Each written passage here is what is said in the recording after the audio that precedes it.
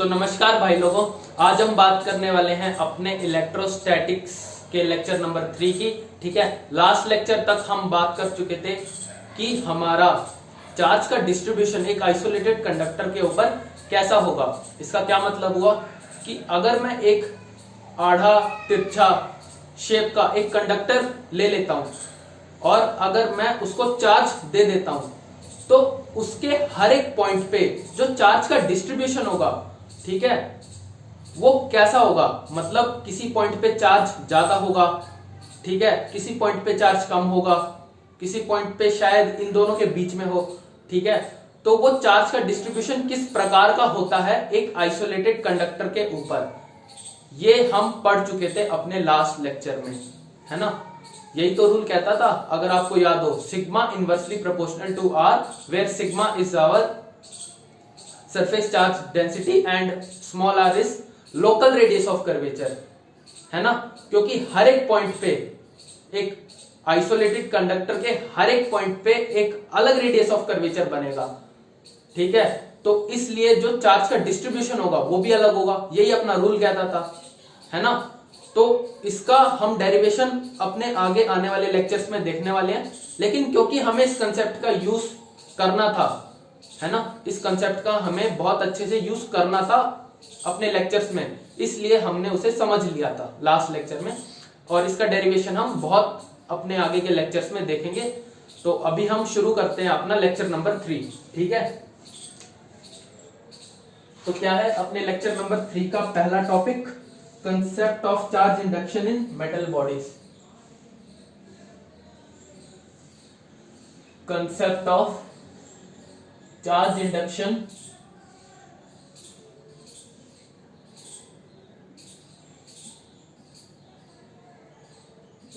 इन metal bodies, ठीक है।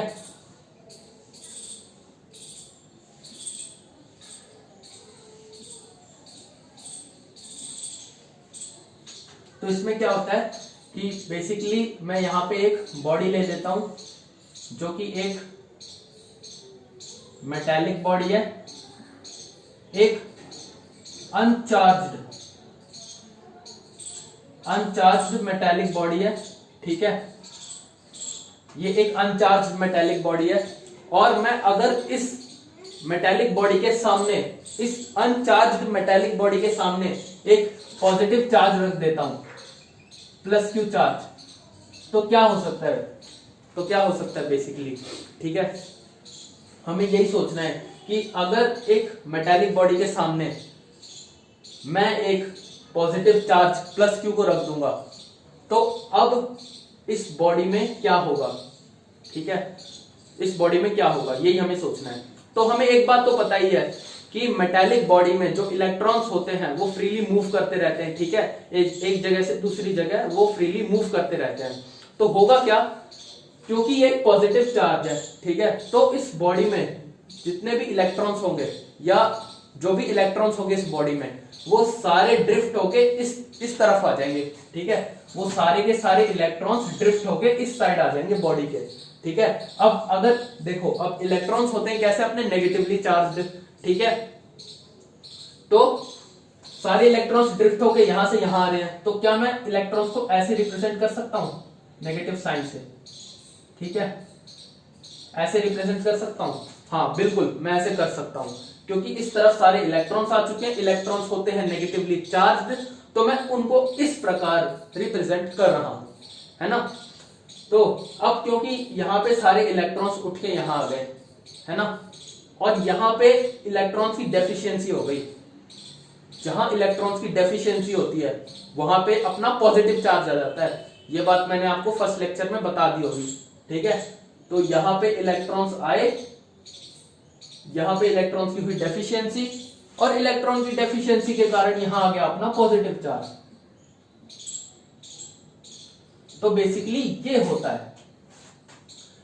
है कंसेप्ट ऑफ चार्ज इंडक्शन। इसी को हम चार्ज इंडक्शन कहते हैं, ठीक है, इसी को हम चार्ज इंडक्शन कहते हैं। क्योंकि देखो, सोचो एक बार को, इनिशियली जो ये मेटालिक बॉडी थी, क्या वो अनचार्ज थी? हाँ बिल्कुल, इनिशियली अपनी मेटालिक बॉडी जो थी अनचार्ज्ड थी। तो क्या जब मैंने इस अनचार्ज्ड मेटेलिक बॉडी के सामने एक पॉजिटिव चार्ज रखा प्लस क्यू, तो उसके कारण इस बॉडी में चार्ज आ गए, इस साइड नेगेटिव और इस साइड पॉजिटिव, है ना। जब मैंने इस अनचार्ज्ड मेटेलिक बॉडी के सामने एक पॉजिटिव चार्ज को रखा तो इस चार्ज के कारण इस बॉडी में चार्जेस आ गए, इसी को हम कहते हैं मेटेलिक बॉडी में चार्ज इंड्यूस हो गया। मेटेलिक बॉडी में चार्ज इंड्यूस हो गया किसके कारण, इस प्लस क्यू पॉजिटिव चार्ज के कारण, जो कि अपना एक पॉइंट चार्ज है छोटा सा, ये अपना एक पॉइंट चार्ज है, ठीक है। तो खैर ये तो बहुत सिंपल सी बात है, ठीक है। अब हम बात करते हैं अपने इंपॉर्टेंट चीज की, जो अपने काम की चीज है। ये तो बहुत सिंपल सी बात थी। Concept of charge induction, concept of charge induction in non metallic bodies, in non metallic bodies, ठीक है। ये है अपना ये है अपनी समझने वाला चीज, ठीक है। तो पहले हम बेसिकली इसमें देख लेते हैं कि हमें समझना क्या है ना। तो यहां पे जैसे हमने एक मेटेलिक बॉडी को रखा, ठीक है। यहां पे जैसे कि हमने एक मेटेलिक बॉडी को रखा, एक अनचार्ज मेटेलिक बॉडी को रखा और उसके सामने प्लेस कर दिया हमने एक पॉजिटिव चार्ज, ठीक है। तो ये सारी हरकत हो गई, ठीक है। अब जब हम यहां डिस्कस करते हैं concept of charge induction in non metallic bodies, तो हम पूरी की पूरी नॉन मेटेलिक बॉडी नहीं रख देंगे, हम पहले उस नॉन मेटेलिक बॉडी में जो एटम प्रेजेंट है पहले उसका एनालिसिस करेंगे, ठीक है। कि पहले उस एटम के साथ क्या होता है ना। उस एटम के साथ जो भी होगा वही चीज उस पूरी नॉन मेटेलिक बॉडी के साथ भी होगी, क्योंकि जो वो एटम है उस नॉन मेटेलिक बॉडी का ही तो पार्ट है, ठीक है। ये इसको हमें थोड़ा सा डीपली स्टडी करना पड़ेगा, इसलिए हम पहले एक नॉन मेटेलिक बॉडी के एटम की बात करते हैं। यहां पे हम पहले एक नॉन मेटेलिक बॉडी के एक छोटे से एटम की बात करते हैं, ठीक है। तो मान लो मैंने यहाँ पे एक प्लस क्यू, जैसे ये एक पॉइंट चार्ज था, ठीक है। यहीं पे मैंने वो पॉइंट चार्ज दोबारा रख दिया उठा के, ठीक है। अब मैं यहाँ पे एक नॉन मेटल का एक छोटा सा एटम उठा के यहां रख देता हूं, ठीक है। तो एटम बेसिकली कैसे दिखता है, ये एक पॉजिटिवली चार्ज न्यूक्लियस है, ठीक है। और ये इसके सराउंडिंग में इलेक्ट्रॉन्स ऐसे रिवॉल्व करते हैं, है ना। ये इलेक्ट्रॉन्स रिवॉल्व कर रहे होते हैं, ठीक है। ये न्यूक्लियस है, नोट कर लेना, ये न्यूक्लियस है। और ये क्या है, ये पूरा अपना इलेक्ट्रॉन क्लाउड है, ठीक है। यहां पे नॉन मेटल के केस में जो चार्ज का इंडक्शन होता है वो थोड़ा सा टिपिकल होता है, इसलिए हम पहले उसके एक एटम की बात कर रहे हैं, ठीक है। तो इनिशियली क्या था कि न्यूक्लियस है, न्यूक्लियस में तो पॉजिटिवली चार्ज्ड प्रोटॉन्स होते हैं, है ना। अब इनिशियली क्या था कि जो इलेक्ट्रॉन्स है, इलेक्ट्रॉन्स वो न्यूक्लियस के अराउंड रिवॉल्व कर रहे थे, ठीक है। तो यहां पे मैं एक चीज और आपको बताना चाहूंगा कि आपने 11th क्लास में चैप्टर पढ़ा होगा सेंटर ऑफ मास। उस चैप्टर में बेसिक क्या होता है, मतलब सेंटर ऑफ मास का मतलब क्या होता है कि कोई भी एक बॉडी है, उस बॉडी का मास एक ऐसे पॉइंट पे कंसेंट्रेटेड होता है और उस पॉइंट को हम उस बॉडी का सेंटर ऑफ मास कहते हैं, ठीक है। तो हम इनिशियली क्या एज्यूम कर सकते हैं कि जो जितना भी ये पूरा इलेक्ट्रॉन क्लाउड है, जितना भी ये अपना पूरा ये इलेक्ट्रॉन क्लाउड है, इस इलेक्ट्रॉन क्लाउड का जो सेंटर होगा या जो सेंटर ऑफ मास होगा वो इसके बीच में ही कंसेंट्रेटेड होगा। इनिशियली हम एज्यूम कर सकते हैं जो सेंटर ऑफ इलेक्ट्रॉन है वो इसके बीच में ही होगा इनिशियली, ठीक है। अब जैसे ही हम चार्ज लाते हैं, जैसे ही हम चार्ज इस पर्टिकुलर एटम के पास लाते हैं, ये एक एटम है, नोट कर लो, ये क्या है, ये अपना एक एटम है। अब जैसे ही हम एक पॉजिटिव चार्ज को इसके करीब लाते हैं तो क्या होगा, तो जो अपना सेंटर ऑफ इलेक्ट्रॉन क्लाउड है, ठीक है, या सेंटर ऑफ इलेक्ट्रॉन है, वो थोड़ा सा शिफ्ट हो जाएगा, ठीक है। किस प्रकार से शिफ्ट होगा, जैसे ये अपना एक पॉजिटिव चार्ज है, ये पॉजिटिवली चार्ज न्यूक्लियस है, ठीक है, कुछ इस प्रकार से ऐसे शिफ्ट हो जाएगा।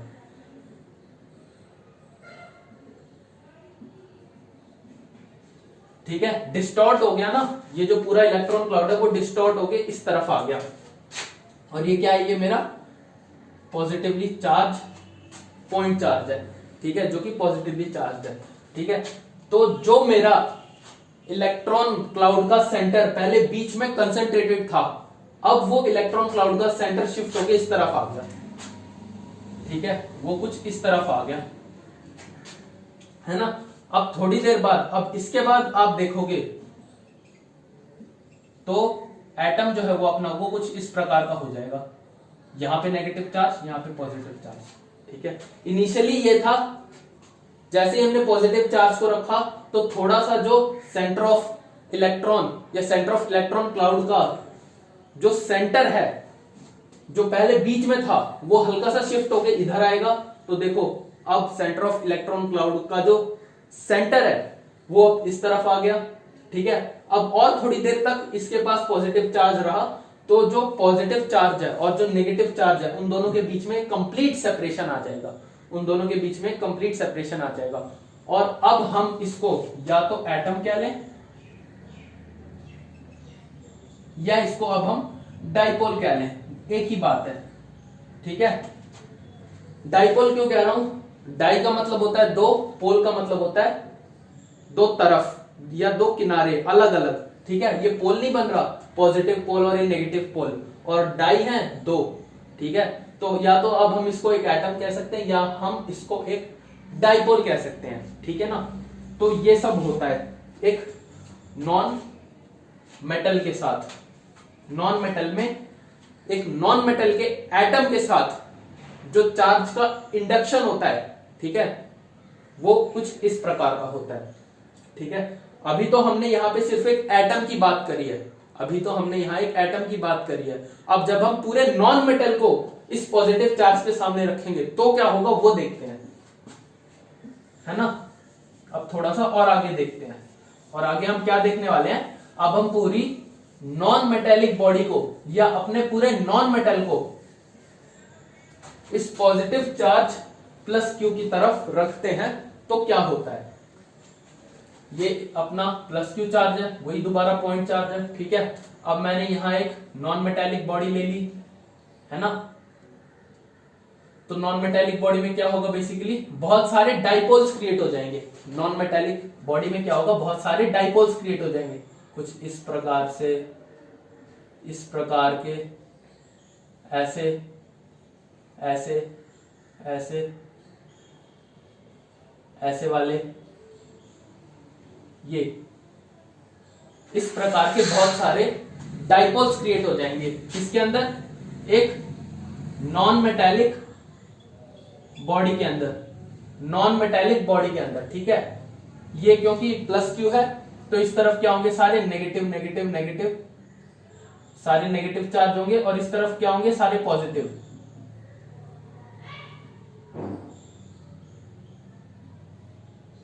ठीक है, इस तरफ सारे पॉजिटिव चार्ज होंगे। अच्छा, एक चीज और है यहां पे समझने वाली, कि जो ये वाला डाइपोल है जो यहां पे है, ठीक है, इस पर्टिकुलर एटम का जो डाइपोल है जो यहां पे है वो कभी भी शिफ्ट होके यहां से यहां नहीं आएगा। ठीक है, जो अपना ये वाला डाइपोल है ये शिफ्ट होके यहां से यहां तक नहीं आएगा कभी भी। ठीक है, क्यों नहीं आएगा, क्योंकि नॉन मेटल में क्या फ्री मूवमेंट अलाउड है चार्जेस की या एटम्स की, मैं कहूंगा नहीं, अलाउड नहीं है। इस कारण यहां पे डाइपोल्स तो क्रिएट हो जाएंगे। ठीक है, एटम्स में एटम जो है वो डाइपोल के फॉर्म में कन्वर्ट तो हो जाएंगे एटम, लेकिन वो जो डाइपोल्स हैं वो मूव करके यहां से यहां नहीं आएंगे, वो जहां थे वो वहीं रहेंगे। ठीक है ना, पर जो वो पर्टिकुलर डाइपोल्स हैं वो अपना ओरिएंटेशन जो है ना, वो अपना ओरिएंटेशन या अलाइनमेंट इस पॉजिटिव चार्ज पॉइंट चार्ज की तरफ कर लेंगे। ठीक है, ओरिएंटेशन या अलाइनमेंट का क्या मतलब होता है, जैसे मेरे पास ये एक डाइपोल है। ठीक है, एक बार देखना जरा, जो मैं दिखा रहा हूं वो देखने की थोड़ी सी कोशिश करना कि मैं क्या दिखाना चाह रहा हूं, है ना। ये मेरा एक डाइपोल है, इस तरह का ये डाइपोल है। ठीक है, यहां पॉजिटिव चार्ज है डाइपोल का, यहां नेगेटिव चार्ज है, पॉजिटिव नेगेटिव, है ना। अब इस डाइपोल को उठा के मैंने थोड़ा सा यहां रखा,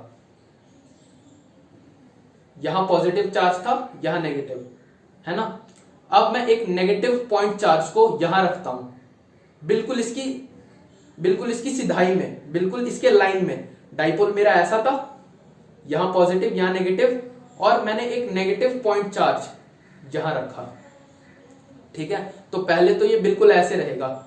अब जैसे ही मैं इस नेगेटिव चार्ज को नीचे शिफ्ट करूंगा, ठीक है, तो जो ये डाइपोल है, इस डाइपोल का अलाइनमेंट भी कुछ ऐसा हो जाएगा, ये ऐसे घूम जाएगा डाइपोल, है ना। डाइपोल ऐसे घूम जाएगा। अगर मैं इसको नीचे ले जाता हूं तो ये डाइपोल भी ऐसे घूम जाएगा।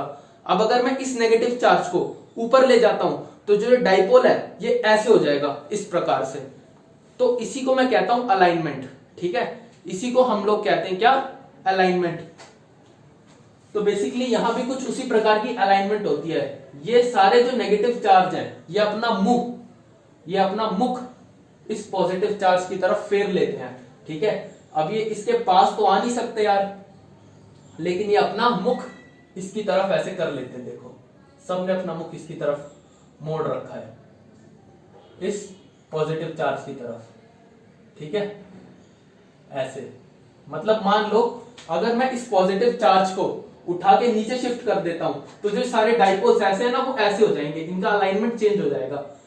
तो यही मैं कहना चाह रहा हूं, बेसिकली यही होता है अलाइनमेंट का मतलब, ठीक है। ये डाइपोल्स मूव तो नहीं कर पाते एक जगह से दूसरी जगह, पर ये अपने आप को उस पर्टिकुलर एक्सटर्नल चार्ज की तरफ अलाइन जरूर कर लेते हैं, ठीक है ना, अलाइन जरूर कर लेते हैं, पर ये मूव नहीं कर पाते।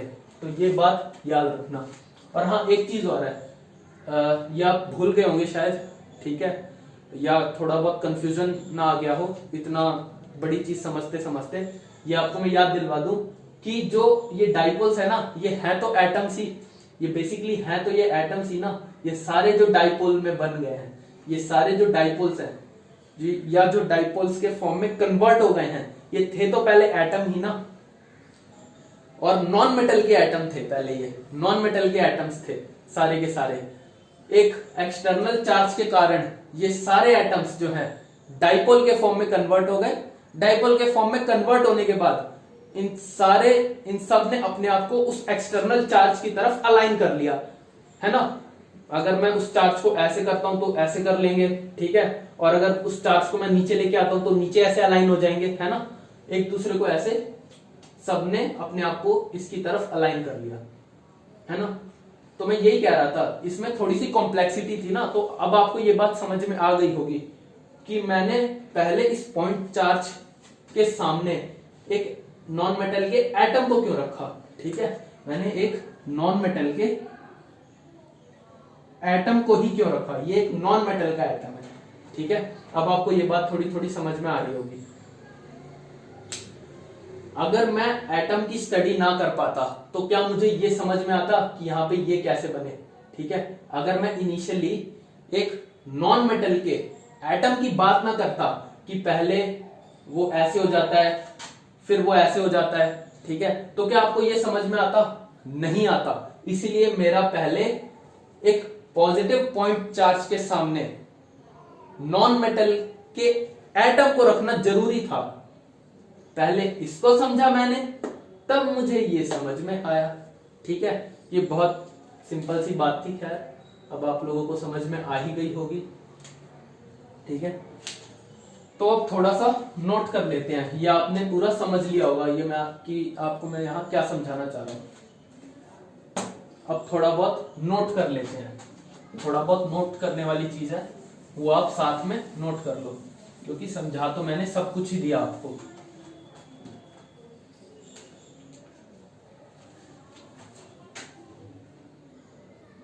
ठीक है, ये पहले आपने ये पूरा बनाया एक सिंगल एटम का, ठीक है। उसके बाद में आपने एक नॉन मेटेलिक बॉडी का बनाया, ये सब अलाइनमेंट वगैरह।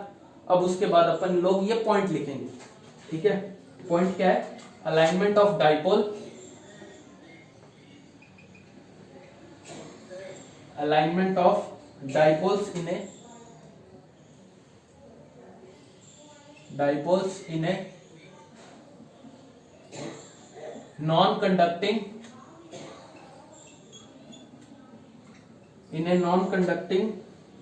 body due to external charge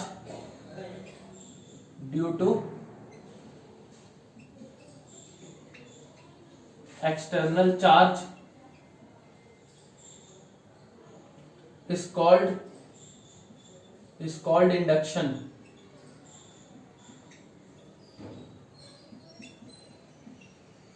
ठीक है, is called induction in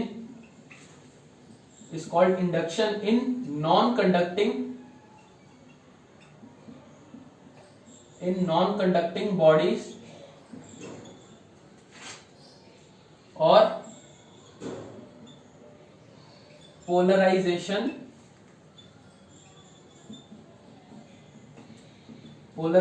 in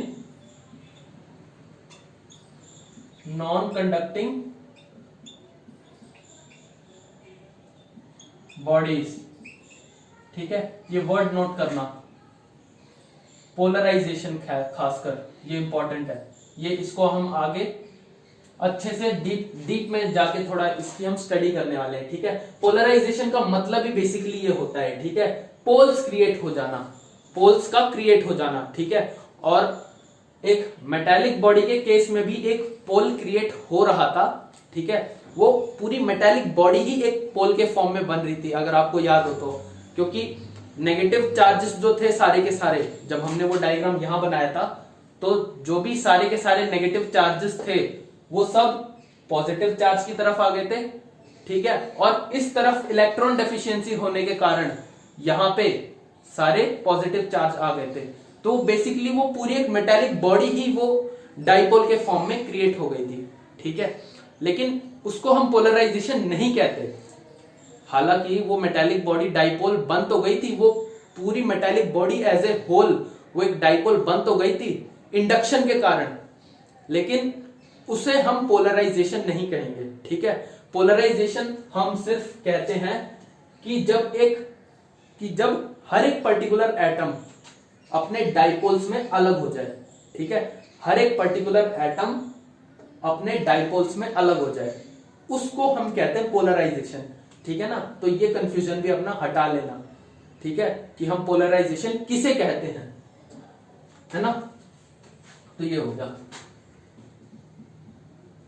अब ये और नोट करो, in conductors induction is more, in conductors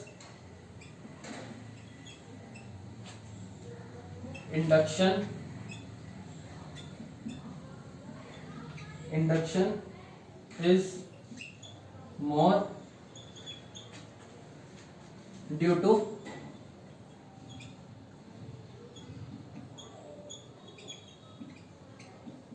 drift of free electrons, hence attractive force on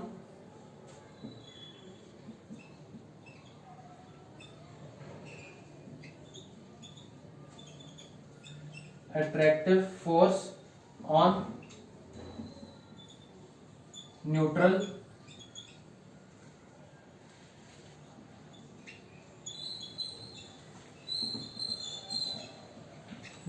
conducting body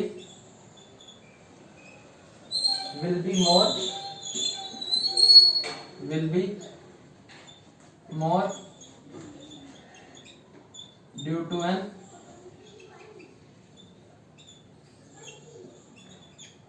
external charge। ठीक है, तो देख पा रहे हो ये मैंने क्या लिखा है, in conductors induction is more due to drift of free electrons. ठीक है, क्योंकि फ्री इलेक्ट्रॉन्स जो है वो ड्रिफ्ट होते रहते हैं, है ना।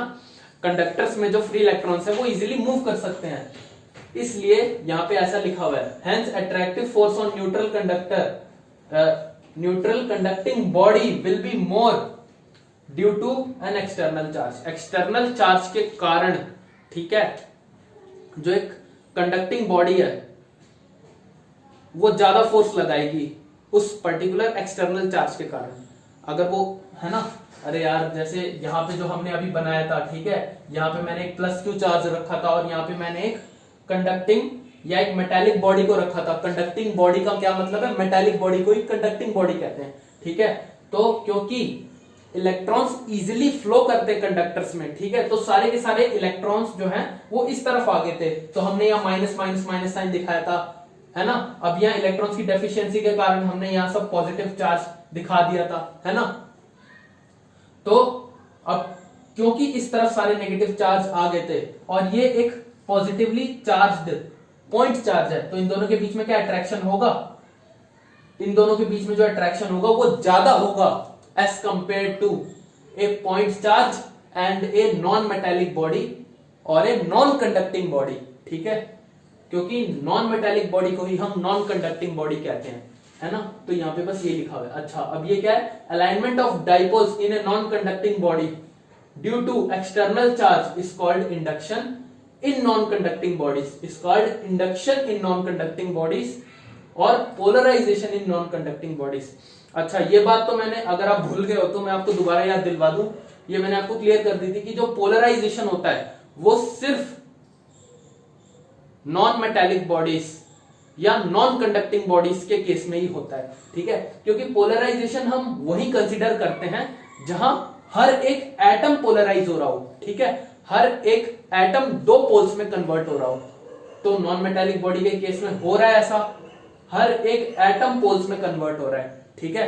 लेकिन जो वो कंडक्टर था, उस कंडक्टर में इस तरफ नेगेटिव इस तरफ पॉजिटिव आ गए थे, उसको हम पोलराइजेशन नहीं कहेंगे, ठीक है। ये अपना कंफ्यूजन हटा लेना अगर ऐसा कुछ दिमाग में आ रहा हो तो, ठीक है ना। क्योंकि मुझे भी ऐसे छोटे मोटे कंफ्यूजन आते रहते थे दिमाग में, ठीक है, लेकिन कभी क्लियर नहीं हो पाते थे, ठीक है। तो इसलिए मैं आपको पहले ये सब क्लियर कर देता हूं।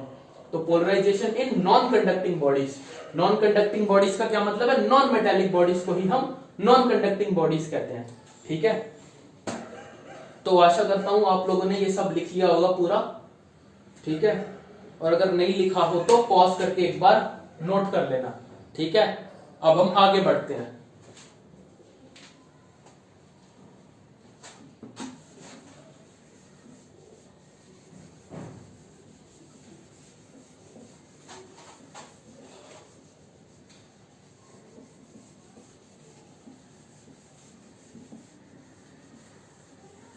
अब हम एंट्री कर गए अपने मेन चैप्टर में, ये सब तो पूरा बेस था। अब हम आते हैं कूलम्स लॉ में, है ना। जब आप 12th में घुसे होगे, आपने एसएलआर उड़ा या एनसीईआरटी खरीदी होगी, तो जैसी किताब खोलते हैं ना तो सबसे पहले हमें क्या दिखता है, कूलम्स लॉ, है ना। तो चलो वो कूलम्स लॉ ही पढ़ते हैं, क्या होता है। लिखो Coulomb's law.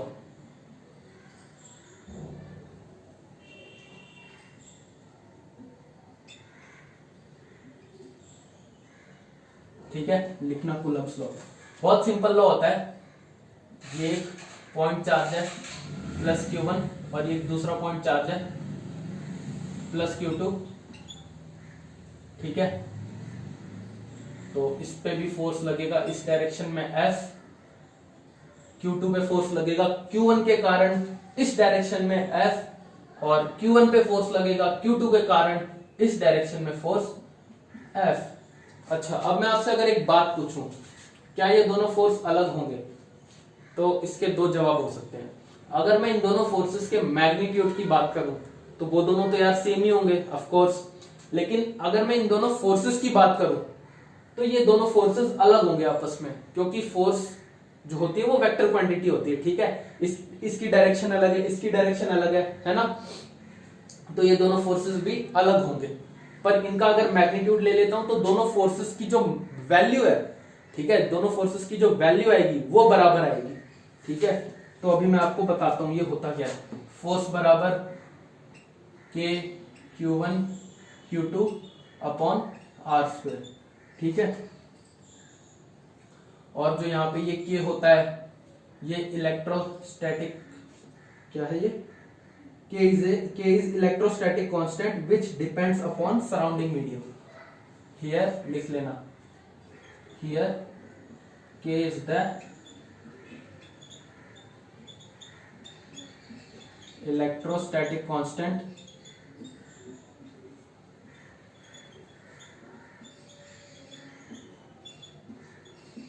which depends upon the surrounding medium.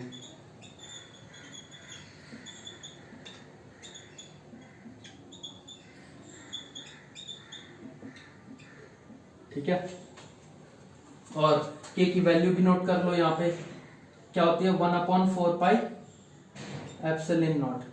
ठीक है, ये k की वैल्यू होती है।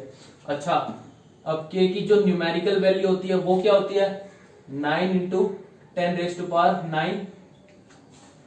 ठीक है, न्यूटन मीटर स्क्वायर पर कूलम स्क्वायर। ये यूनिट कैसे निकालनी है आपको शायद आता ही होगा, कुछ नहीं है, इस r स्क्वायर को ऊपर ले जाओ, Q1 Q2 को नीचे ले आओ। ठीक है, k यहीं पे रहेगा और फोर्स की यूनिट क्या होती है न्यूटन, और क्योंकि ये r स्क्वायर ऊपर आ गया है तो r × r, metre × metre, newton metre square. ठीक है, अभी Q1 × Q2 ये नीचे आ गया। ठीक है, तो Q की यूनिट क्या होती है ऐसा यूनिट कूलम, तो न्यूटन मीटर स्क्वायर पर कूलम स्क्वायर। ठीक है, क्योंकि ये कूलम जो है वो नीचे आ गया। ठीक है, कूलम नीचे आ गया नहीं, क्योंकि ये दोनों चार्जेस जो है वो नीचे आ गए इसलिए। अच्छा, अब ऐसे ही एप्सिलॉन नॉट की वैल्यू क्या होती है 8.85 × 10⁻⁻12 कूलम स्क्वायर पर न्यूटन मीटर स्क्वायर। ठीक है, देख रहे हो दोनों की जस्ट यूनिट अलग है। ठीक है, वो यूनिट क्यों अलग है वो आप लोगों को पता लग जाएगा अगर आप k की वैल्यू उठा के यहां रखते हो। ठीक है, k की वैल्यू उठा के जो है k की वैल्यू जो है 1/4 एप्सिलॉन नॉट, इसको उठा के यहां रखो, एप्सिलॉन नॉट को ऊपर ले जाओ, फोर्स को नीचे लाओ, फिर सबकी यूनिट डाल दो तो आपको यही यूनिट मिलेगी। ठीक है, और एक बात और है, ये जो एप्सिलॉन नॉट की जो वैल्यू है ना, ये तो बस मैंने कॉपी भरने के लिए लिखवा दी, इसकी जरूरत बिल्कुल नहीं होती। ठीक है, और इसका मतलब क्या है ये मैं आपको अभी थोड़ी देर में समझाता हूं। ठीक है, और एप्सिलॉन नॉट को हम बोलते क्या है परमिटिविटी ऑफ फ्री स्पेस। ठीक है,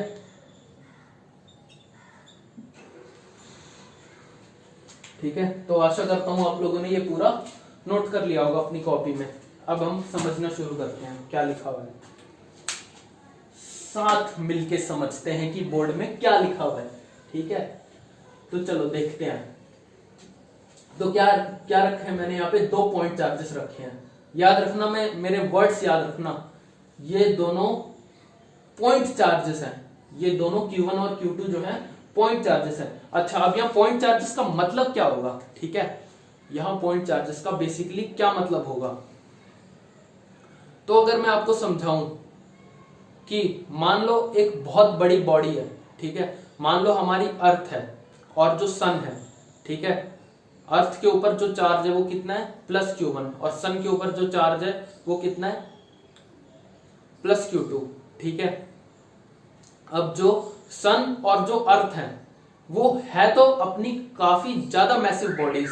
ठीक है, अगर अपने आप में देखें तो अर्थ काफी ज्यादा मैसिव है और सन भी काफी ज्यादा मैसिव है। ठीक है, लेकिन इनके बीच का डिस्टेंस इतना ज्यादा है। ठीक है, अर्थ और सन के बीच का डिस्टेंस इतना ज्यादा है कि हम ट्रीट कर सकते हैं, कि हम ऑलमोस्ट ट्रीट कर सकते हैं कि जो सन और अर्थ हैं वो हमारे पॉइंट चार्जेस की तरह बिहेव करेंगी। जो अर्थ और सन है वो पॉइंट चार्जेस की तरह बिहेव करेंगी। ठीक है, तो मान लो कि अगर मेरे पास ये एक चार्ज है। ठीक है, और ये एक पॉइंट चार्ज Q2 है, ये एक पॉइंट चार्ज Q1 है, ये एक पॉइंट चार्ज Q2 है, दोनों ठीक ठाक बड़े हैं, अच्छे खासे दोनों बड़े हैं। ठीक है, अब अगर मैं इन दोनों को यहां रखता हूं इतनी पास। ठीक है, इन दोनों चार्जेस को मैं इतने पास पास रखता हूं एक दूसरे के, तो अब मैं इन दोनों चार्जेस को एक दूसरे के रिस्पेक्ट में पॉइंट चार्जेस नहीं कह सकता। ठीक है, लेकिन अब मैं इन्हीं चार्जेस को उठा के बहुत दूर दूर रख दूं। ठीक है, मान लो इस चार्ज को उठा के मैंने रख दिया दिल्ली में और इस चार्ज को उठा के रख दिया मैंने चेन्नई में, तो क्या ये दोनों चार्जेस चाहे कितने भी बड़े हों, क्या वो एक दूसरे के रिस्पेक्ट में पॉइंट चार्जेस होंगे? हाँ बिल्कुल होंगे। क्या हम उन दोनों को एक दूसरे के रिस्पेक्ट में पॉइंट चार्ज की तरह ट्रीट कर सकते हैं? हाँ बिल्कुल कर सकते हैं। ठीक है, तो यहाँ पे मैं बेसिकली आपको समझाना क्या चाह रहा हूं कि पॉइंट चार्ज कुछ नहीं होता, उनके बीच की सेपरेशन होती है। ठीक है, अगर दो बहुत बड़ी बॉडीज ले ली मैंने और उनके बीच में सेपरेशन बहुत बड़ा कर दिया, बिल्कुल मतलब अनंत बड़ा कर दिया उनके बीच का सेपरेशन, तो क्या हम उन दोनों चार्जेस को एक दूसरे के रिस्पेक्ट में पॉइंट चार्जेस ट्रीट कर सकते हैं? मैं कहूंगा बिल्कुल हाँ कर सकते हैं, भले ही वो बॉडीज कितनी भी बड़ी क्यों ना हो। ठीक है, और अगर मैंने बिल्कुल छोटी छोटी बॉडीज ले ली, बिल्कुल छोटे छोटे, ये एक पॉइंट चार्ज है, बिल्कुल चिंदी सा चींटी के साइज का एक पॉइंट चार्ज है ये Q1, और ये भी एक चिंदी साइज का पॉइंट चार्ज है, या चींटी के बराबर एक पॉइंट चार्ज है Q2। अब इन दोनों को मैं इतना पास भी रखूंगा ना तो ये दोनों एक दूसरे के रिस्पेक्ट में पॉइंट चार्ज होंगे। ठीक है, लेकिन अगर मैं इतना बड़ा चार्ज ले लेता हूं Q1 और एक और इतना बड़ा चार्ज ले लेता हूं Q2, पर इनको बहुत दूर भी कर देता हूं, तो भी मैं इन दोनों को एक दूसरे के रिस्पेक्ट में पॉइंट चार्ज ही ट्रीट करूंगा।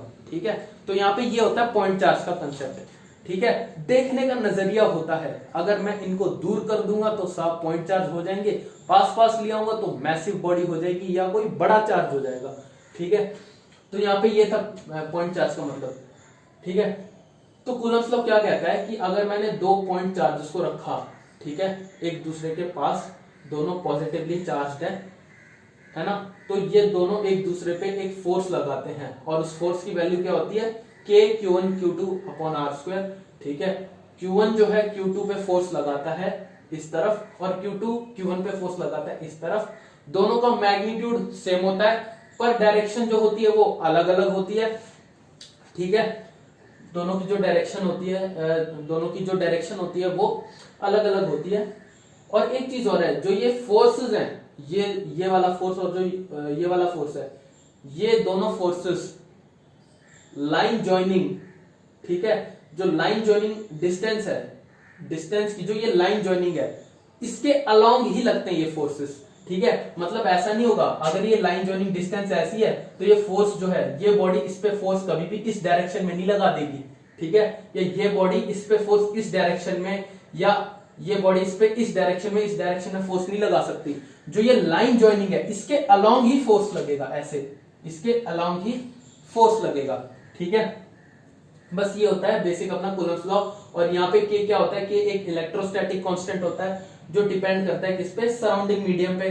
ठीक है, और अभी हम इसको आगे फर्दर डीप में डिस्कस करेंगे। और K की वैल्यू ये होती है और एप्सिलॉन नॉट की वैल्यू ये होती है परमिटिविटी ऑफ फ्री स्पेस। ठीक है, तो बस यही था अपना बेसिक कूलम्स लॉ, यही था। तो बाकी अब हम इसके आगे अपना नेक्स्ट लेक्चर में डिस्कस करेंगे कि आगे ये परमिटिविटी ऑफ फ्री स्पेस, ये एप्सिलॉन नॉट का यहाँ क्या काम आता है। ठीक है, कि हमने के यहाँ क्यों ठोक दिया, क्या यूज आ रहा है भाई, के का क्या काम है, ये सब जो है ना हम अपने अगले लेक्चर में डिस्कस करने वाले हैं, जो कि है लेक्चर नंबर 4। और किस चीज के ऊपर होने वाले lecture number 4, force dependency on a medium. ठीक है, कि अगर हम दो चार्जेस को उठा के किसी एक मीडियम में डालते हैं मीडियम 1 और किसी दूसरे मीडियम में डालते हैं मीडियम 2, तो उन दोनों के बीच में जो फोर्स लगेगा F, उस पर क्या फर्क पड़ेगा, ये सारी बातें हम डिटेल में करने वाले हैं नेक्स्ट लेक्चर में। तो इस लेक्चर के लिए अब हम यहीं तक करते हैं, इस लेक्चर को हम यहीं तक करते हैं, हम खत्म करते हैं। Thank you. अब हम बात करेंगे अपने अगले लेक्चर में। ठीक है, तो थैंक यू।